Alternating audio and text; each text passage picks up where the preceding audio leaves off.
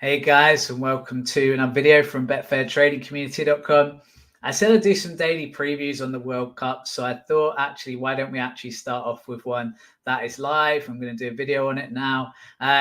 Because I thought, well, we could do it this way and see how it goes. Maybe I'll do this more other days, or maybe I'll just stick to the writing. It depends what people prefer, really. But it's an interesting day, right? Because as I wake up, I'm looking outside. It's like, pretty cold. There's no leaves on the trees. This is a weird time for a World Cup to be happening. And it's weird that, the Premier League and all the other big leagues in Europe were still playing this time last week. It's really bizarre. I mean, I'm actually kind of surprised there hasn't been any warm-up games or anything like that, really, for teams. I know some teams have played some friendlies in the past few days. It doesn't feel like a proper warm-up to the tournament. So I think it's actually a really interesting game today, Qatar versus Ecuador, because two teams that not many people, I think, in the UK or in Europe are going to know a ton about, unless you're really, really into your Qatari or European football, in the other leagues. But obviously, Ecuador have done well. Quite a big country in South America. In terms of football, they've actually improved a lot in recent years. And to actually qualify from the South American qualifying is an achievement in itself, I feel, for a country like Ecuador. I just good to see you with us. So one of the things that I've found with obviously opening games in a World Cup is the host nation plays them. The host nation is going to be up for it, right? So we know that Qatar are going to be up for it. They've basically gone out and got a bunch of people from abroad, told them, come play in our country. We'll give you nationality and you can play for our national team. So essentially, from what I can make out, the Qatari national team is basically made up of non-nationals who've become Qatari nationals. But because of that, we shouldn't underestimate them. Normally, if Qatar was picking from a normal pool of players in a tiny country like Qatar, then actually we would expect Ecuador to crush them in a football match. But in this situation, it's a little bit different. Now, I've gone back and had a look at the form of the teams, and Ecuador's form is solid. They drew with Brazil fairly recently, who everyone seems to have pegged as they're going to win the World Cup. And my thoughts on that are we're jumping the gun a bit there. But it's interesting they've had that result. I think they beat Chile in November last year, obviously another solid team in South America. And they've had a couple of draws as well.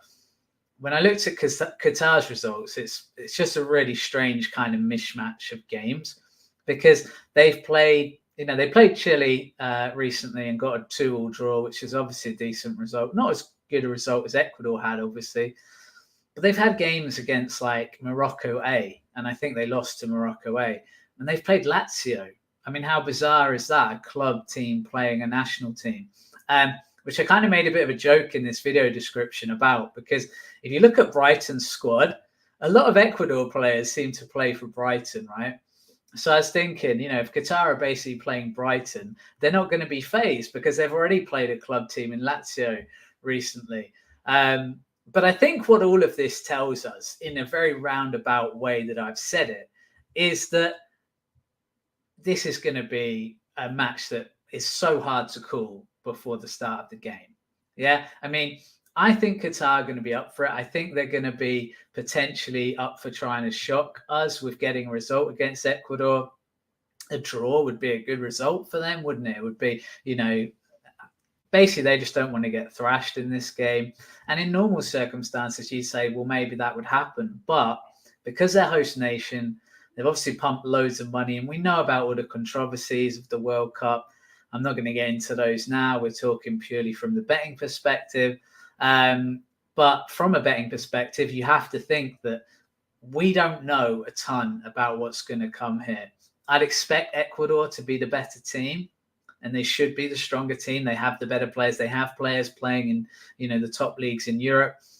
Basically, all of Qatar's squad plays in Qatar. I think that's the only country as well where that's the case. I have seen some people saying, well, a lot of Ecuador players play in Europe. You know, they're not going to be used to the heat anymore. But to me, that's ridiculous. I mean, most of these guys would have grown up in Ecuador. A lot of the players play in leagues like Mexico as well, where it's still really hot. So I don't think heat will be a factor. I think, you know, sometimes people, and again, this is the situation of not really knowing what's going to happen in a match like this. This is where people start kind of grasping at straws, going, "Oh well, they play in Europe. They're going to be not as acclimatized to it as you would expect in Qatar." But yeah, I mean, it's not the most interesting first game, I think, for most of us. But I think the reason it interests me quite a lot is that it is two teams that are relatively unknown, and it's going to be interesting to see how they set up and play. So where does my trading interest come in? That's probably what most of you are interested in.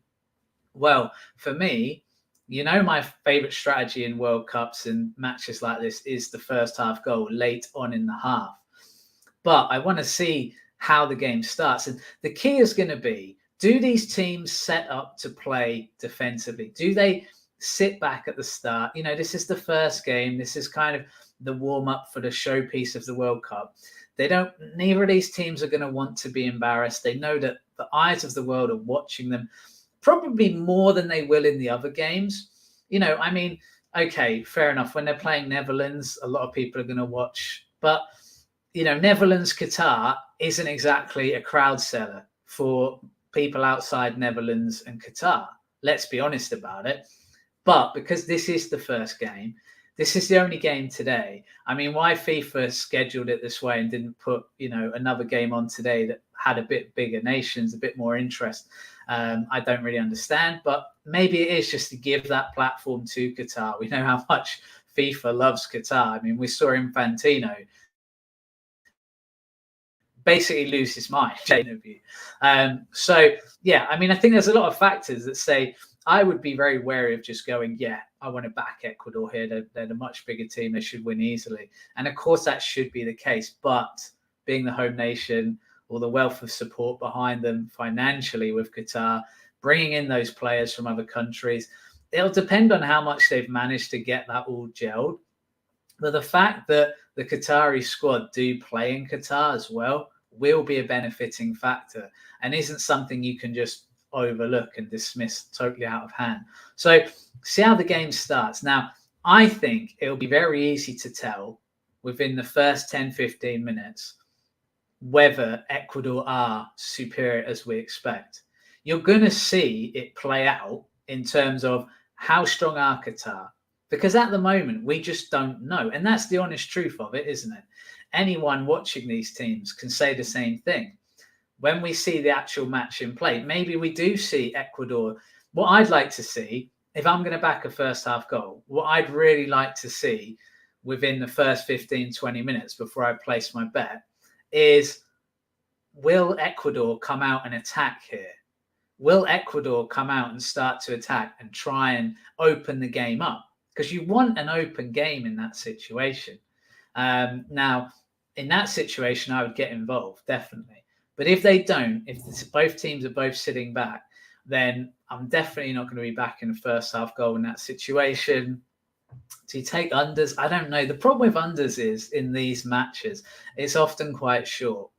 So this might be a situation where you just have to take a look at the odds and go, okay, is this worth going in on? And again, Ecuador, you know, on paper, they could win this easily. You know, you could get a result like 3-4-0 quite easily. It really does depend on the setup, what the managers want to do. And essentially, I think a lot of it will depend on how brave Ecuador wants. You know, they know that the eyes of the world are on them in this game more than any other game they'll probably play in this tournament, right? Because it's the opening game of the tournament. The same with Qatar.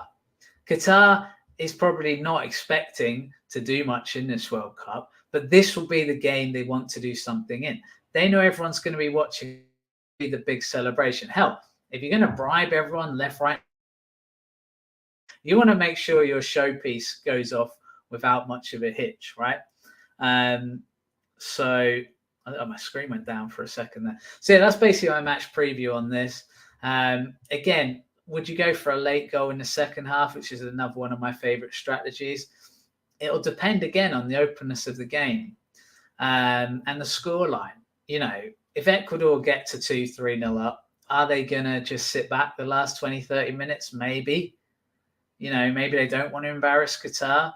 I don't think there's going to be, I don't think it's going to be a great sense of urgency of Ecuador to really just absolutely hammer Qatar left, right, and centre. But we'll see. I mean, again, it's speculation. We don't really know a lot at this stage. And as I like to say with football trading, use your eye test, right? Use your eye test. You will see that game in front of you. What is that game telling you? Is that game telling you it's open, there's going to be goals? Or is it telling you actually this is going to be one of those kind of typical international games where everyone's a bit scared to attack?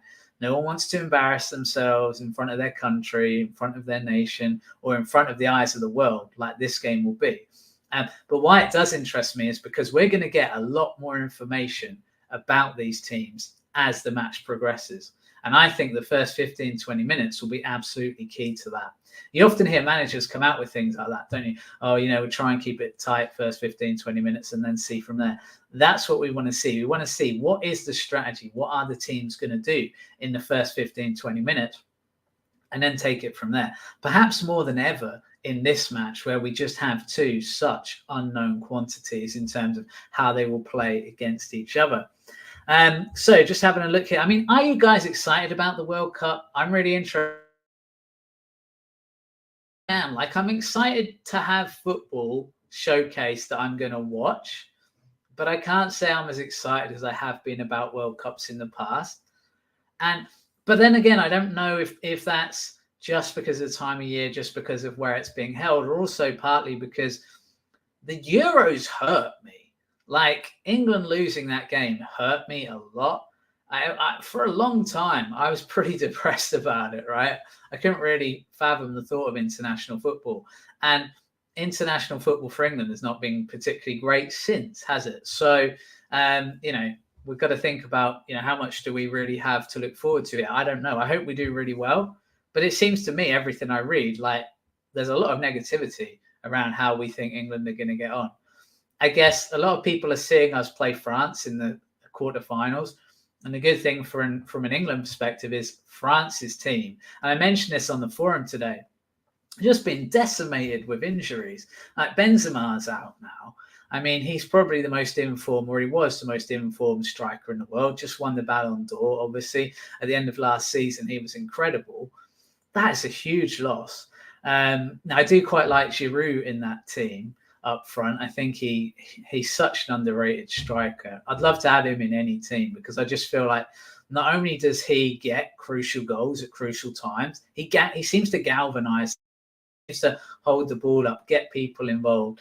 I mean, he basically won AC Milan the Serie A last year, which was really unexpected. And he got all the crucial goals in those crucial games. So yeah, I'm going to go to some of your comments here, guys, as well, because a few of you, actually quite a lot of you watching, which surprised me at this time of the morning on a Sunday morning. It's great to have you here. It's great to have you on board. Let me know as well in the comments, if you want this format moving forward. I can possibly try and do more of these early morning ones just to set it up for the day as well. Like I like to get my trading plan done early in my little book. Someone laughed at my little Betfair book the other day because I put a picture of this because we were talking about what could we do to give members, and one of the things was to give a notepad. I still use notepads all the time, and I actually got this one from Betfair a few years ago, not through any sort of corporate nonsense, but basically because probably the amount of commission I paid, and they thought, oh, we'll send some of our our traders a diary. And, I've had nothing since. Come on, Betfair. What's going on? The amount of money we give to you guys. Give us some stuff. But anyway, Malcolm commenting on the audio being good. Marinac, sorry, it's on a different screen, so you'll see me looking away here. I think that the ref will make it tough on Ecuador. It'll be interesting to see how the refs react, won't it? I mean, you're going to be a little bit scared if you're a ref, if you give some dodgy decision against Qatar. I mean, Qatar is corruption been going on before the tournament, but usually these things just kind of play out normally. So I guess I'm hoping that that's the case here. I don't feel great about the fact it's in Qatar. I'm not going to lie about that. But it is a World Cup, so it's like, we'll see. I mean, at least there's NFL tonight, right? If this game's awful, at least at 6 p.m. I can stick Red Zone on, and that's just the highlight of my week every week anyway. Marinac also asking, I know I've probably pronounced your name horrifically, by the way. Who will the dark horse be in the tournament? Well, I said one a while ago, but the odds have come in a fair bit, and that was Denmark. I think they're in the 40s at the time when I tipped them. I think last time I checked, they're around 34. So is that a dark horse? I guess so. I think there's a. Do you know who I'd have as a real? If you're looking for a real outsider outside of that, probably Uruguay. They've done well in World Cups, right? They've always overachieved in World Cups. They've got solid players. I think one of the reasons they're being a little underestimated is we don't really know many of their players now. Obviously, like with Nunez coming over to Liverpool, that's changed it a little bit. But again, another really solid squad of South American players where football is everything, a nation that has actually really overachieved in World Cups. I mean, crikey, if you go back to the original World Cups, they did really well, didn't they? So, yeah, they would be kind of my absolute, if you want a real dark horse. Beyond that, it's hard to see. The problem with World Cups is they are generally won by the bigger nations. I mean, when was the last time there was a real shock winner not the favorite winning, but one of the bigger nations winning? Maybe Croatia, if they'd won it last time, that would have, but again, they can sometimes get far like Croatia have, but it does tend to be the France's, Brazil's, Italy. I say Italy, they're not even in this one, Germany, and things like that, Argentina. And outside of that, there hasn't really been much else. So maybe it would be good this year if there was a real shock. I mean, I'd love that. It happens in the Euros, doesn't it? We see it in the Euros. We saw Greece win the Euros. We saw Denmark win the Euros. I mean, I say we. I think I was about 4 or 5. I think it must have been 4 when Denmark won the Euros. But still, it was in my lifetime. Okay, so Andrew McDonald. I should proofread some of these, shouldn't I? Even if they had given us Qatar, Netherlands to start, so buzzing the tournament's here. I've dreaded it for weeks, but embracing it now. That's good. I think, what else can you do? I don't think we can't change the fact it's in Qatar. Do you know what I actually would have loved? I would have loved it if England had just withdrawn from FIFA when that whole debacle happened, when all the FIFA officials were, and we just went, right, we're gonna withdraw, and maybe we'll start our own tournament. And it's like, do the other home nations and things want to get involved? What about the teams that don't usually qualify for World Cups? Maybe they'd be happy to be involved. And even if it's not taking the significance of the World Cup, you could have actually started an offshoot and just started a whole new federation away from FIFA. I think that would have been awesome. But no one's brave enough. No one's brave enough to just break away and go, no, we're going to remove ourselves from World Cups. I think England could do it because all the World Cups have given us since '66 is pain and misery. So it wouldn't have been a massive loss to English fans, would it? Mercado, as an Ecuadorian, trust and believe it ends in a draw. Okay, well, he says it's already set up. Not sure I buy that, but Ecuador have been paid off. This is obviously a common theme. I did see a preview yesterday from a guy who was suggesting a similar thing, but I don't know. I'm not sure I buy that. I'm not sure you need it to. Mercado's gone a bit mental with saying it's going to be a draw. Said it about 3 or 4 times. Yeah, we get the point. Ken Paine. In news, no evidence found, but number of pre-World Cup penalties awarded to Qatar being questioned. Yeah, I mean, this is the sad thing, I think, about it. And it's not because it's being hosted in Qatar per se. It's just because of all the shenanigans that have gone on around the hosting, around the way Qatar are treating kind of fans now, and also around the way that the migrant workers and things were treated. This is not a good thing. I've just seen pictures actually of the fan village. Have any of you seen this? Literal tents Like, I think it's nearly 200 quid a night. And it honestly looks like it's like, imagine glamping and then camping. It would be in the middle. It's not even glamping, but it's slight. I mean, I don't even want to say it's slightly better than camping, but at least the beds are on, springs. You know what I mean? Like those. Remember those kind of like metallic beds that they made that you kind of used to see in mental hospitals back in the day, or psychiatric units. Like One Flew Over the Cuckoo's Nest style. Oh, you've got to look at that fan village. If you haven't seen it, I saw an article on it today. It's amazing, and they're still building it apparently. And what I don't understand as well is everyone goes like, well, yeah, everyone struggles with construction in World Cups. It's like, yeah, but Qatar literally paid millions to bribe this. Like, this is supposed to be the richest, or at the time I read about it years ago, the richest country in the world per capita per person, to the point that any work they do need doing, they bring migrants in because no one in their country wants to be a builder. How can you not get the World Cup set up in time? I mean, it was ages ago they were awarded it as well, like literally ages ago. Sorry, I know it's a bit of a sun on my face at the moment, but we can live with that, right?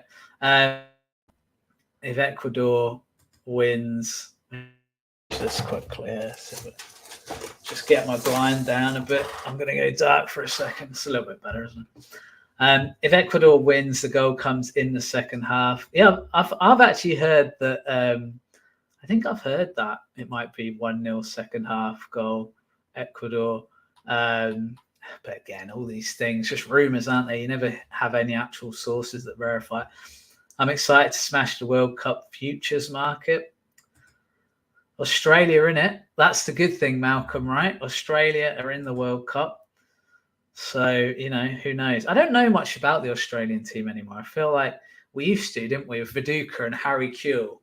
Was that the golden age for Australian football? Yeah. My favourite English player is Kane. I mean, the thing I like about Kane is he just does the job. He doesn't really muck about much, does he? 3 a.m. in New York. Nice one. Good that you're up that late, I guess. Is that the kickoff time for the World Cup? Seems like the kickoff times aren't really benefiting anyone then. The live previews are brilliant. That's good to hear. Croatia. At the end of the day, Croatia is a great footballing nation. Look at the history they've had. I definitely would think of them as a dark horse. I don't know a lot. Again, I don't know a lot about Croatia at the moment. Serbia suggested as a dark horse. I don't think that's a bad shout either. Like I say, I mean, I feel like Serbia should be a team where they've done a lot better than they have recently. When you look at the players they've had, and also, mind you, I mean, so you've got Mitrovic. I don't know. The problem with the Serbia is I know they've had some issues with injuries. I don't know if Vlahovic and Mitrovic are going to play. But their front, is it Kostic as well? Their forward line is up there. Like I've been talking about Vlahovic for ages before he went to Juventus, and I thought he'd get picked up by I was hoping he'd get picked up by one of the Premier League teams. I mean, I think he's only about 22, and he already looks like an absolute star. And he's a big guy. Like he's a bit like Haaland actually in that way, that he kind of surprises you. And I guess Man City just went for the better version of Vlahovic, but my God, this guy, I really like him. Let's go down here. Fan village down here is that tents are made of plastic heat traps. Oh, it's crazy. I mean, it looks like horrific. It looks like a refugee camp when you actually look at the tents laid out. And then you think about the heats these people are going to be. And you're paying £100, £75 for the privilege. You're not a refugee. This is crazy. I wouldn't even want anyone to be living in those conditions. I mean, are people going to, like, seriously, in that kind of heat in those tents, are people going to die? Like, seriously? It's not good. Are people really going to be excited? I did see that they've got, like, those little fans you used to have at school that are on those kind of, you buy them from Tesco, about 20 quid. I did see that they've got one of those fans in the middle that kind of rotates. And I'm thinking, in the heat, what the hell is that going to do other than just regurgitate the hot air? Crazy. Croatia in form, beating France and Denmark. Tell you what, might have to have a few quid on Croatia. I'm liking this.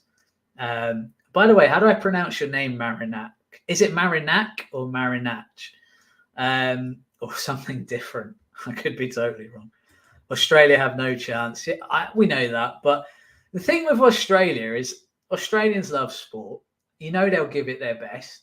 They're not going to be easy to play against. They're going to be physical. You know, they're going to be tough.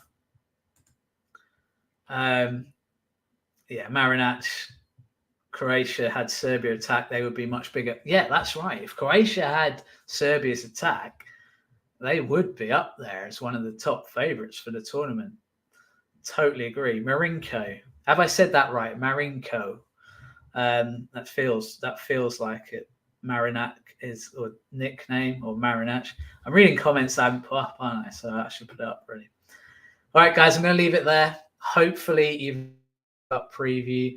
If you're watching this on repeat, hopefully you've enjoyed it, and hopefully some of the predictions I made were right. I mean, my main prediction is we don't really know what's going to happen, right? But the key is watch those first 15, 20 minutes and watch them intensely. You know, if you're looking to trade, don't just sit there downing the beers and then get on Betfair after 12. This is definitely going to happen. You know, that's gambling, not trading. All right, guys, hope you have a great week. Hope you make some money on Betfair, and maybe I'll be back with another one of these preview videos soon.